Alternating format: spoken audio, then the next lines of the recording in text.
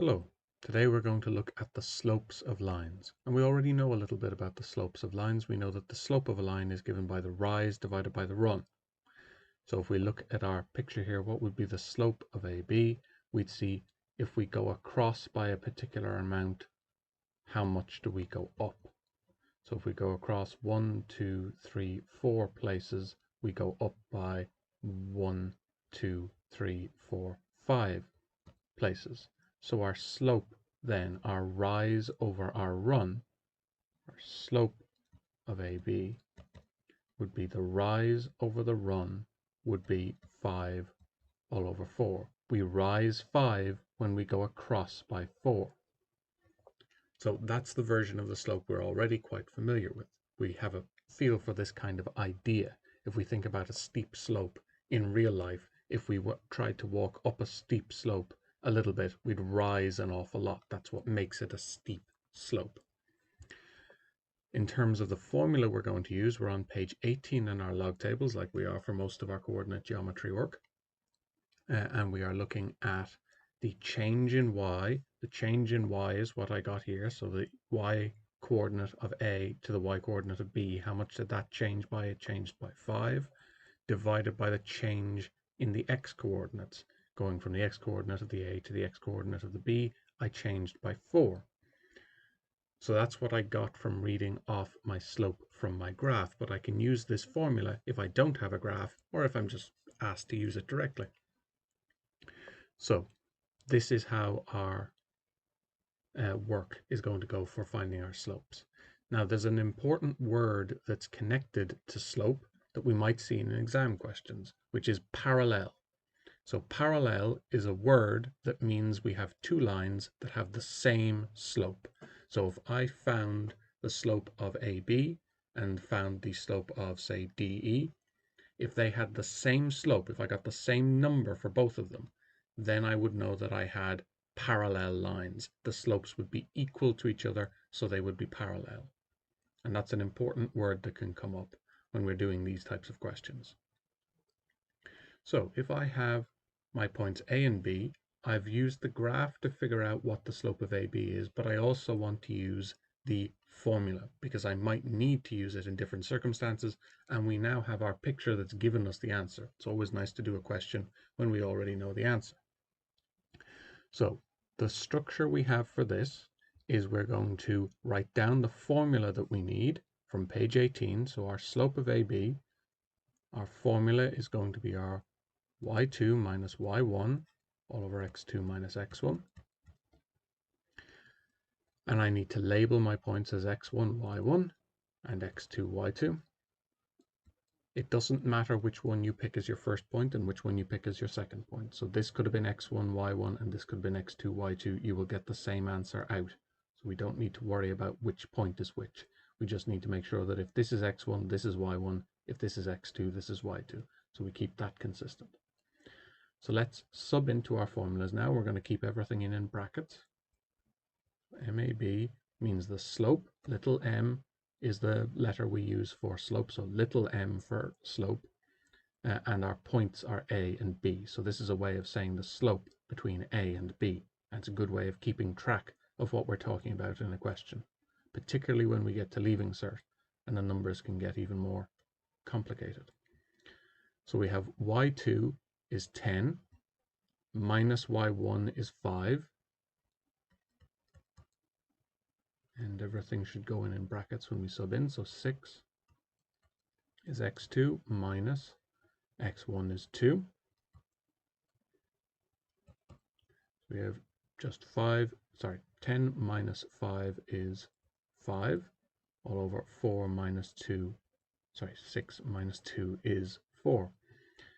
So that is the slope by using our slope formula. And we can see that we get exactly the same thing as we did when we got our rise over our run,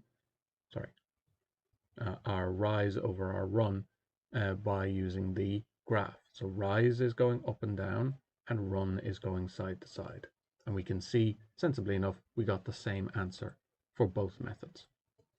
Now, let's have a look at our next question. We have C is the point 4, 5. So where is 4, 5?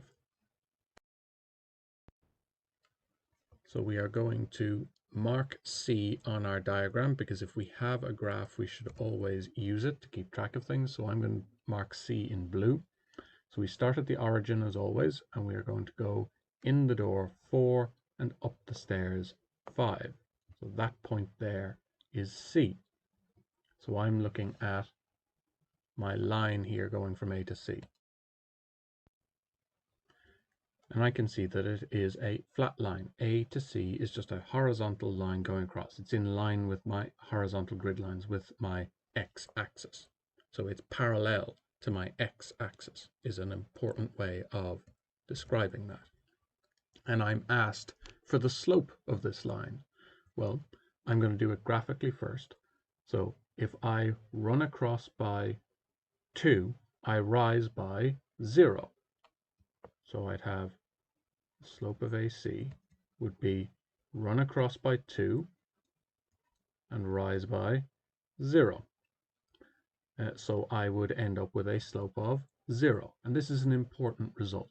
So if we have a horizontal line, we end up with a slope of 0. As an aside, if we have a vertical line, we say that the slope is undefined. We don't have a good number for what it means to have a vertical line's slope. But for a horizontal line, a line that's parallel to the x-axis, or that just goes straight horizontally across, we say it has a slope of 0. But let's test that now. So I'm asked for the slope of AC. I have my point C here, but I should rewrite my point A so that I have everything I need right next to me as I'm doing the question. And this is very important, particularly as we're training ourselves for more advanced questions. And you can see here that I have left the point A as having x2, y2. Because this is a different question, I can just label it differently, and so long as I'm consistent in the question, it doesn't matter. So my slope of AC is going to be, write down the formula from page 18 in our log tables.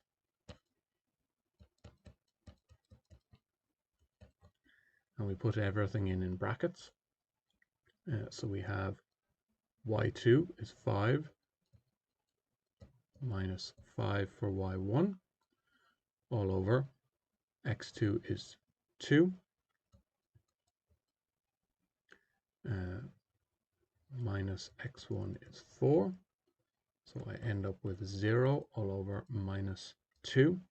When I put this in my calculator is just 0. It doesn't matter how many what we divide into 0, we still just get 0. So that's the slope of a horizontal line, one that is parallel to the x-axis. Now let's take another point just to give us some more examples of using our formula. So we want the slope of DE. I want to get my points D and D. So D is at minus 2, 3. Start at the origin, in the door, minus 2, up the stairs, 3. So that's my point D.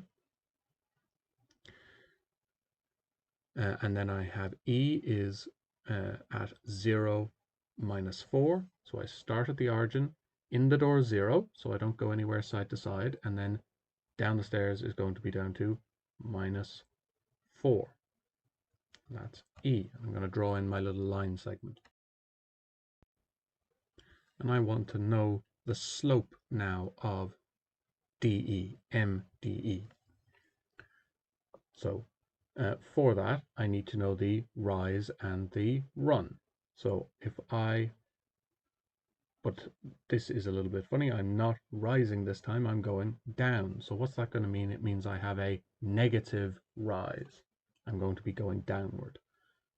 So I am reading from left to right. If I go down by 1, 2, 3, 1, 2, 3, 4, 5, 6, 7. So I've gone down by 7 and I've gone across by 1, 2. So I've dropped by 7. So my change in y is minus 7 and my change in x is 2. 1, 2, 3, 4, 5, 6, 7, and 1, 2. So I've gone across in the positive direction by 2, and I have dropped down by 7. So I'm expecting my slope, when I use my formula, to end up being slope of dE. It's going to be rise all over run. It's going to be minus 7 all over 2. So let's write down our formula. y2 minus y1 all over x2 minus x1. We get that again from page 18 in our log tables. Label what is our first point and our second point.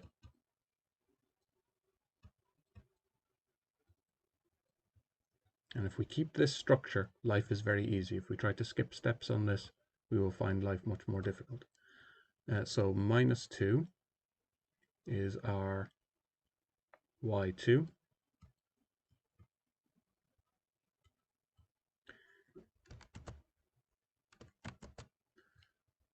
Minus 3 for y1. And x2 is 0.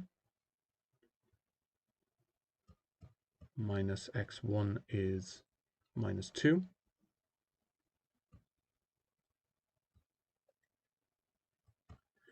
And we have to be careful with these. So we have minus 4.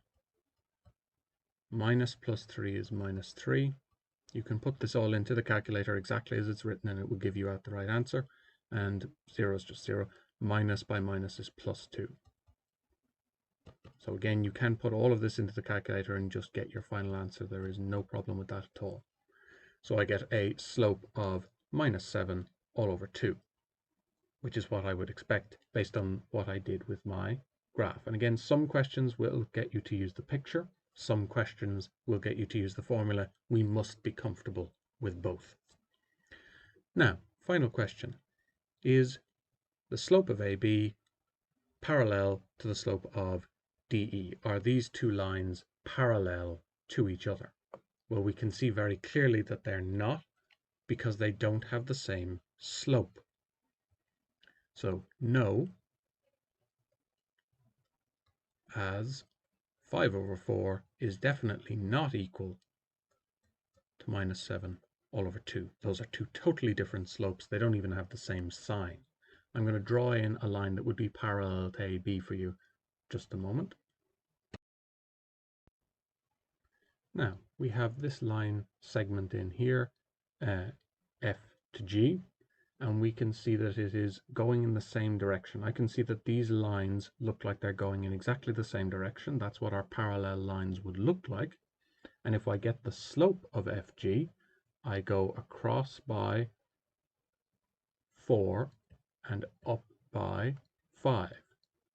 And I remember that that was the slope I got for AB. So the slope of FG would be equal to 5 over 4 as well. So if I run across by 4, I rise by 5, and I can see those slopes are equal to each other. So because those are the same numbers, I can tell that these are parallel lines because they have exactly the same slope. They have equal slope.